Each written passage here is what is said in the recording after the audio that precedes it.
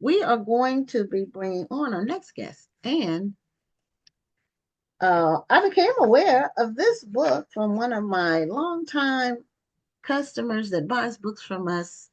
She still buys books from us, even though we're not in retail anymore. But this is an old customer that listens to NPR every day. She's a woman in her 80s, and she buys like almost every book that's on NPR being interviewed, the author being interviewed. And that's how I learned about this book. I thought it was just intriguing. And so I reached out to the author, and she agreed to be a guest on the show. So Wait, I thought you welcome. were telling me that Justine was in her 80s. Somebody say, dang, she looks great. Thank you. I was like, what are you putting on your skin? Youthful, give me your secret. Hours that listen to NPR told us about Justine. So, and that's who's in her 80s, and she lives in Harlem, and she's been buying from us for years, over 20 years, and she just calls me almost every day to tell me who she heard on NPR, and she wants to buy at least one copy of the book. So, Justine Hill Edwards, thank you for being a guest on Black Authors Matter TV. Thank you. And thank you for the listener who heard me on NPR and encouraged, you to buy the book. That's great. That's Yeah, well, amazing. I just thought it was an amazing topic. Your book is called Savings and Trust: The Rise and Betrayal of the Freedmen's Bank. And do you have a copy of it? You have a copy of it there. And oh, okay, and behind you. So I just thought it was an amazing topic. She was very impressed by it. But also, years ago, this was before the internet was just taking off. Um, the Mormon church had a CD-ROM that had the records of the people from the Freedmen's Bank and their accounts. And that was how a lot of people traced their loved ones after Mhm. slavery Mhm. was over. And I don't know whatever happened to that, but we used to have it in our store. The Mhm. CD-ROM, we used to sell it online and in our store. So that was like the early 2000s when that happened. And so Well, now that's it's available all online, and so it's a online. great Oh, okay. resource for genealogists if you want to go and just kind of tool around there. I think it's great. Oh, okay. So Mhm. that's what came to my mind when she told me about your book. And so how did you decide to delve into this topic, this Yeah. particular? Well, this topic has been with me for about 10 years now. I finished my PhD from Princeton in 2015, and around that time, I was living in DC with my now husband. And um, and so we would walk around the White House complex on 16th and Pennsylvania. There's the White House and Treasury, and now a building called the Treasury Annex. And I believe it was in 2016, the then Treasury Secretary approved of putting up two plaques that recognize the history of the Freedmen's Bank. One says the Freedmen's Bank, and the other plaque gives kind of four short lines about the history of the bank. And I thought it was interesting. And so, as a historian, what I do is I just go online and look and see what else has been written. And I was surprised that there actually wasn't as much as I had anticipated. The last book at that time that was written was published in 1976. The book before that was published in 1924. And so there were a handful of scholarly articles about it. But I was surprised that the history of the bank was sometimes just a footnote in larger stories about the history of Reconstruction. And so I decided that this would be, I think, a great project. I was starting my job at the University of Virginia at the time, and I was finishing my first book, but I knew that this was a project that I wanted to do for my second book project. So that's how it got started. It's really interesting. I mean, it's a great topic. I mean, especially when we look at this day and age, and there are more black-owned banks than I thought there were, but there aren't a lot of Yeah. black-owned banks. In New Orleans, we still have Liberty Bank, Okay. which is a black owned bank. But Mhm. I believe that might be the only one in New Orleans, Mm, if I'm not mistaken. But mhm. it's still an active bank with lots of different it's a pretty big chain. There are different Mhm. locations. So this has always been a topic that's been very interesting to me. Yeah, and Yeah, for I mean, those I who, think, oh, sorry. well, I was going to say for those who are watching who may not know what the Freedmen's Bank is or was, can you just give a little background on Sure. the Freedmen's Bank? Sure. Well, the Freedmen's Bank was founded at the end of the Civil War. It was established on March 3rd, 1865. And the piece of legislation that created it was signed by Lincoln on the last day of his first term as president, the day before his second inauguration. And so, in many ways, the Freedmen's Bank and its kind of history tracks with the history of Reconstruction. It was established first and foremost for the nation's almost 4 million recently emancipated African Americans.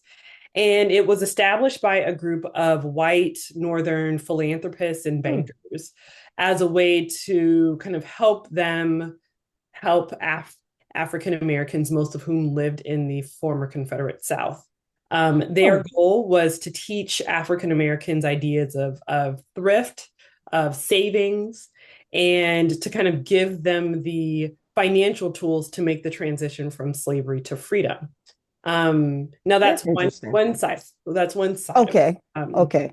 African Americans were at first really excited about the bank, but they were bringing with them really concrete ideas about their financial lives. I mean, a lot of them understood the benefits of saving. They understood the value of property ownership because they themselves were property. Um, and so they kind of encountered this financial institution with kind of their own ideas about how they wanted to use the Freedmen's Bank as a vehicle to help them save to ultimately buy land and property. That's interesting because when I first heard the term Freedmen's Bank, I was thinking that this was a black owned bank, but this wasn't actually a black owned bank, but it was established for black people. Absolutely. The in your research, were you able to find out whether this was something that people thought that they could trust? Like, um, because I could just imagine people saying, well, these white people are building this bank, but they're really just going to steal all our money from us, and they're not going to let us get ahead. I can just imagine some people may be thinking that. Did you find that in your research? Not at first. I mean, so the original idea of the Freedmen's Bank came from a series of three military savings banks created during the war specifically for African American soldiers. And Hmm. so we're talking about a period of time when Black men were able to serve in the Union military. They were being paid and increasingly on par with their white counterparts. And they wanted to be able to save money to send money back to their families. And so there were three military savings banks established in the summer of 1864, one in Norfolk, Virginia, one in Beaufort, South Carolina, and one in New Orleans. And these banks were incredibly successful, such that by the end of 1864, the Norfolk branch had accumulated about $65,000 in deposits, and that's about $1.2 million today in just a 6 month period of time. In the New Orleans branch, African American soldiers were put about $24,000, and that's about $461,000 today. And so these military savings banks were kind of testing grounds, both for white bank administrators, but for African Americans themselves to kind of see if this would be a functioning prospect, especially as the war kind of died down and African Americans were looking for ways to kind of build up their financial lives. Is Beaufort near water? Yes, it is right Because near I, Charleston on the water. yeah, because those three places were near water, and I was Mm-hmm. just wondering, Norfolk is at the Atlantic, Mm-hmm. and New Orleans is at the Gulf, and I Mm-hmm. wasn't sure about Beaufort. That's the Atlantic as well. Yes. So I wondered if that had something to do with the banks being established, or if that's just a coincidence. Like, It probably had a lot to do with the fact that these three military banks were established by three Union generals. And so they were stationed in low locations where boats and shipments of men and of arms could readily get to them. And so that's why they were established in these coastal locations during the war. okay. Mm-hmm. So Interesting. It makes sense though.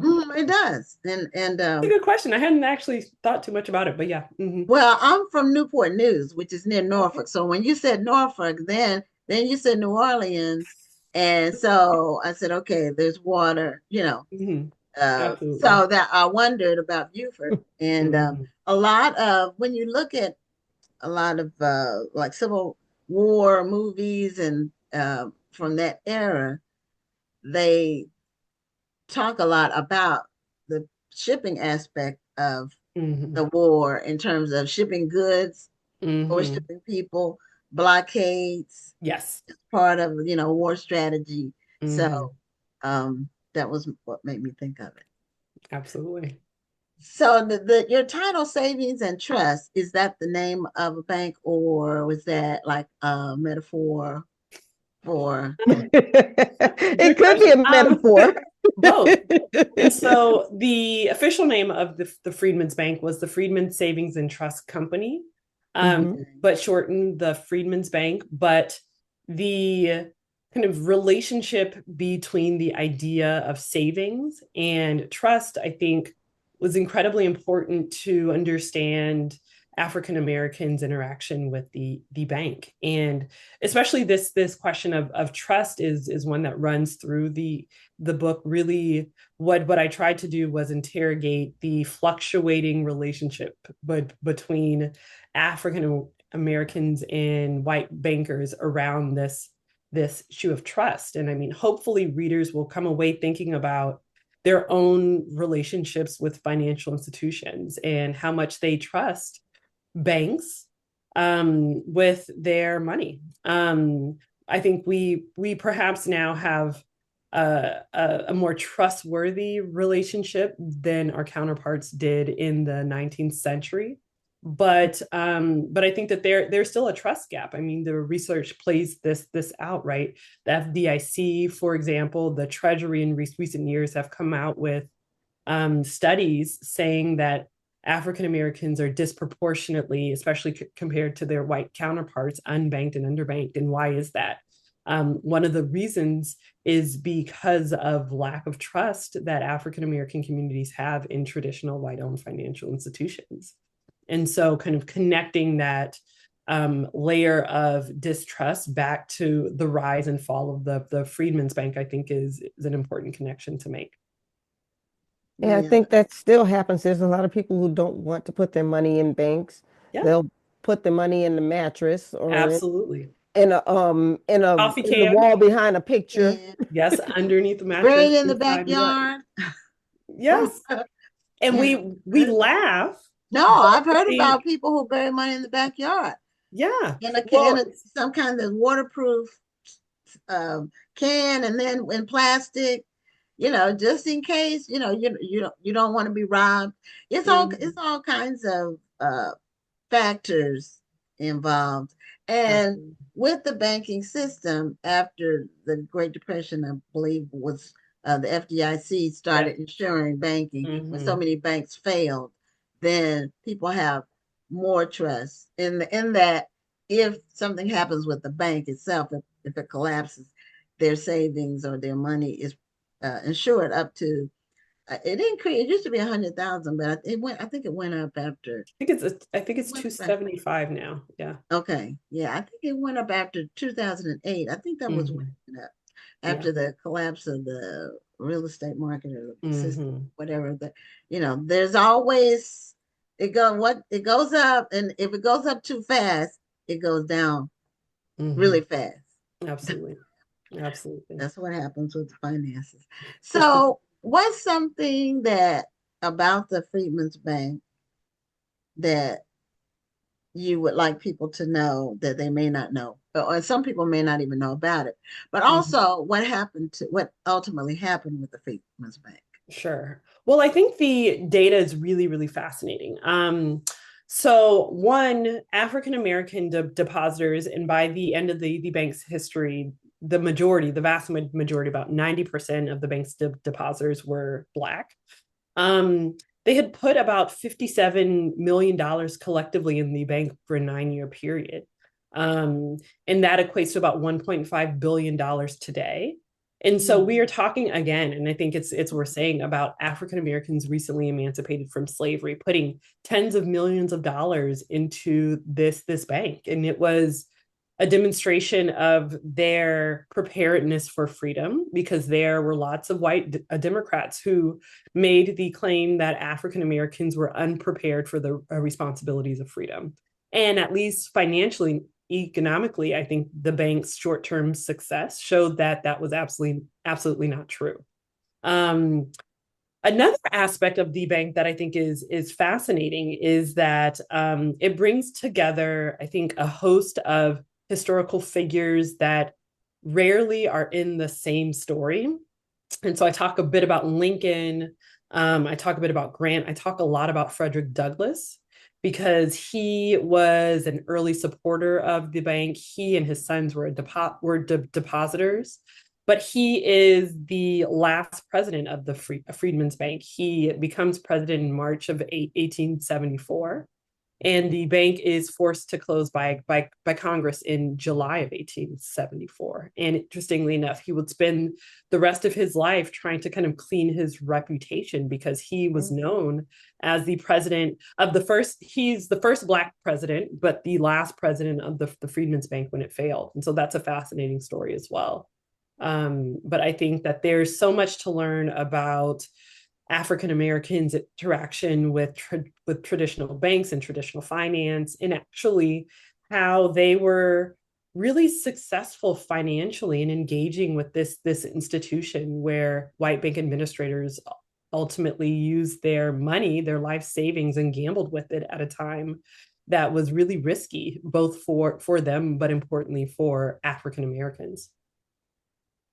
Yeah, I can see them being trusting just because of the hopefulness after Absolutely. slavery, where Right. they were finally able to have some of the things they never had access to Mm-hmm. before. So they really wanted to believe that the people they were involved with were trustworthy. Mm-hmm. Yeah. And so that's what ended up happening to the money that they Mm-hmm. got absconded, as people say, Yeah. Yeah. by some. And we're talking about money being loaned out, and it's important to note the Freedmen's Bank was first established in 1865 as a simple savings bank. It was established to receive the deposits of former slaves.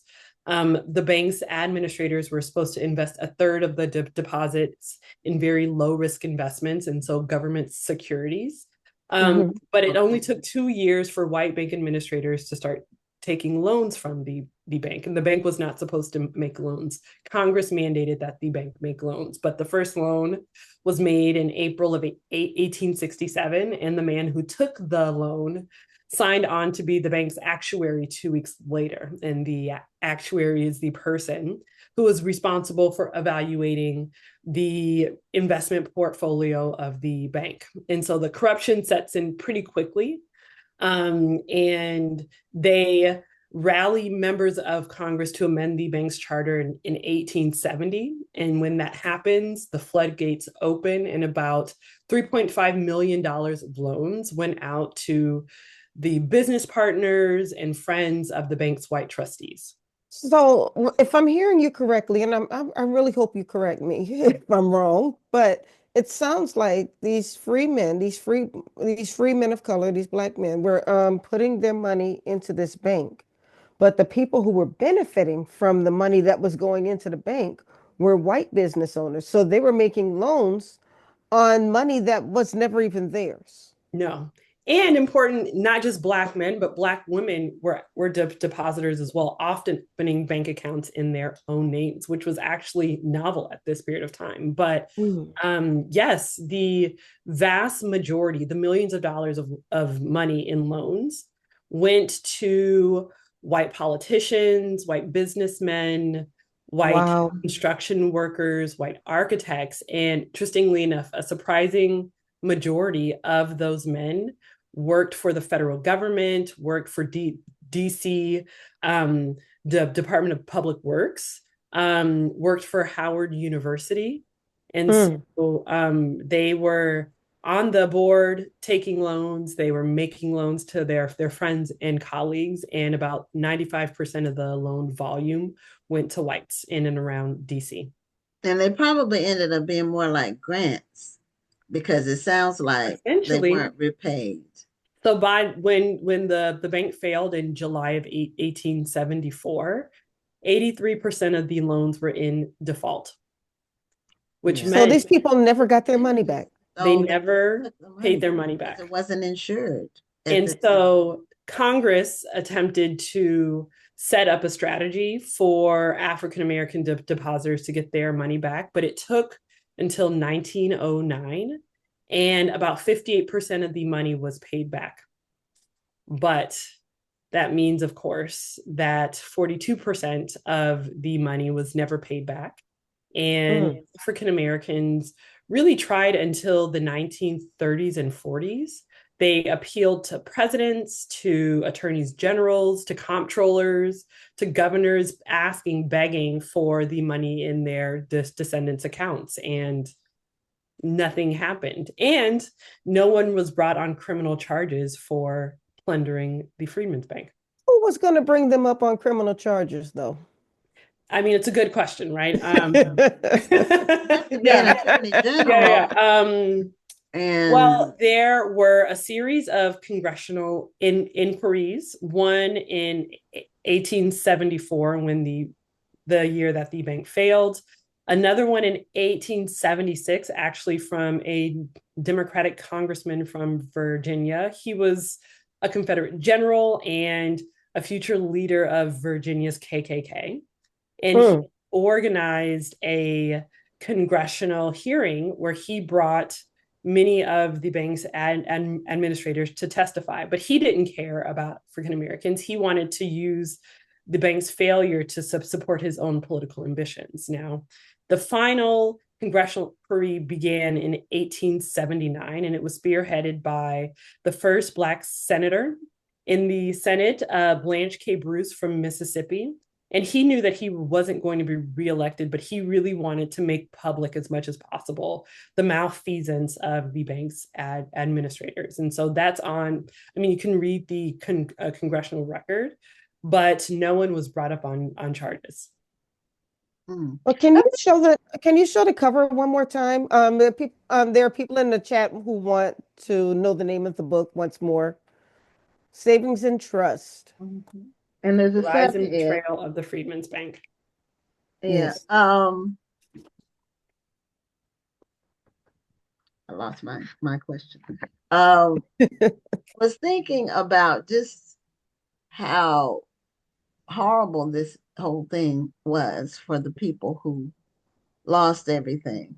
Yeah, Um, and they never were able to recoup it because their wages were already low comparatively speaking.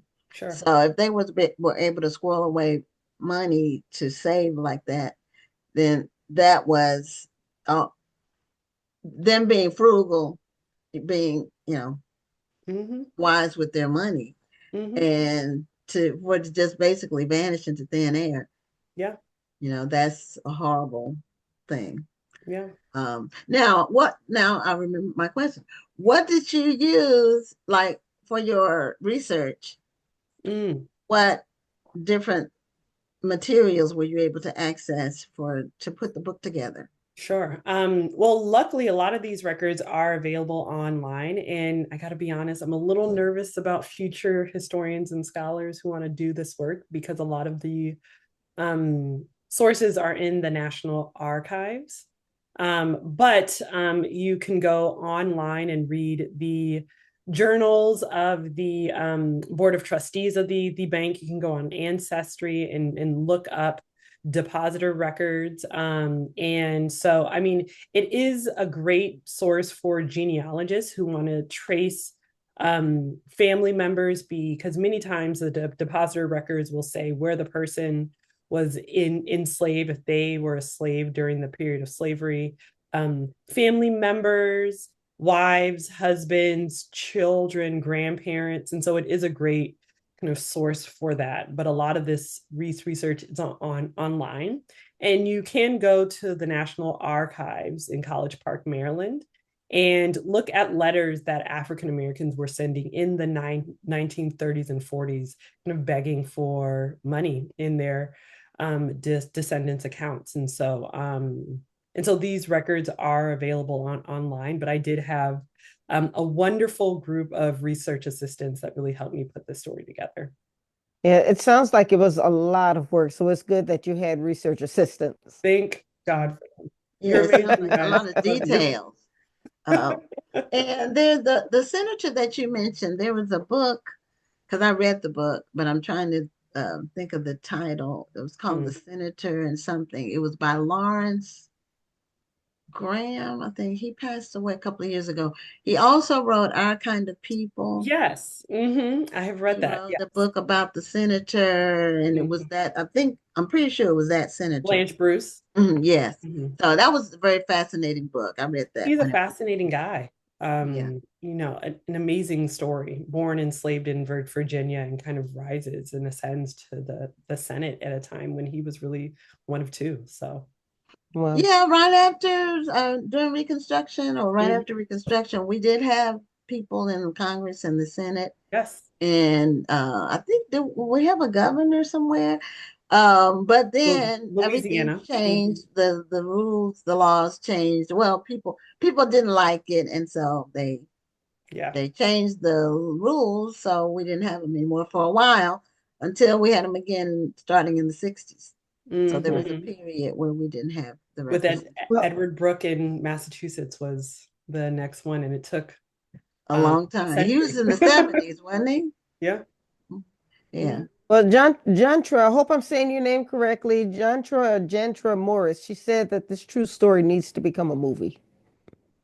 I mean, I think it would make a fascinating movie. The end would probably not be as triumphant as we like, but there is, again, writing this book was an amazing process, and I was surprised at the amount of drama that was there, Mm. which I tried to play up in the book. But it's a fascinating story about Black promise and Black hopes.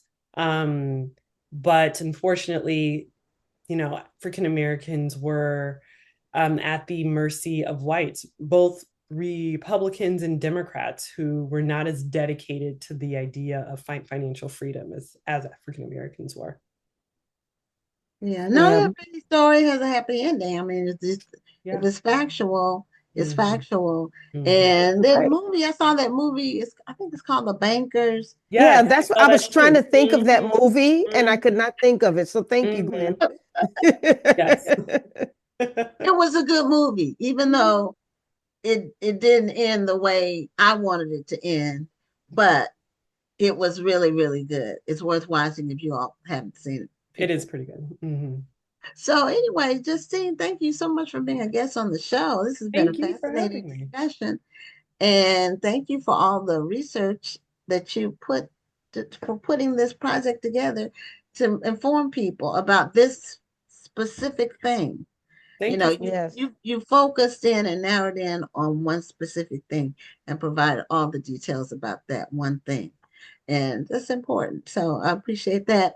And my customer's name is Jean Campbell, the one in New York Jean that Campbell, thank you told so us much. about it. And I'll tell her that I interviewed you. She will be excited about that. Wonderful. She Thank doesn't have you. a computer or television, I so mean, she can't she's listen to reading. it. I love it. She listens to There the you go. radio and Well, she reads it goes books. to show that you never know who's reading your work and who's talking about you when you're not around. And it's great that she's talking about you in such glowing terms. So that Yeah. says a lot about the work that you put into this book. Thank you so much. And Thank you. she did order your book, so she Wonderful. ordered more than Wonderful. one copy. So anyway, Thank you have a, for having me. This has been great. oh, you're Thank you welcome. for being here Fascinating tonight. information. Have a Have a great good night.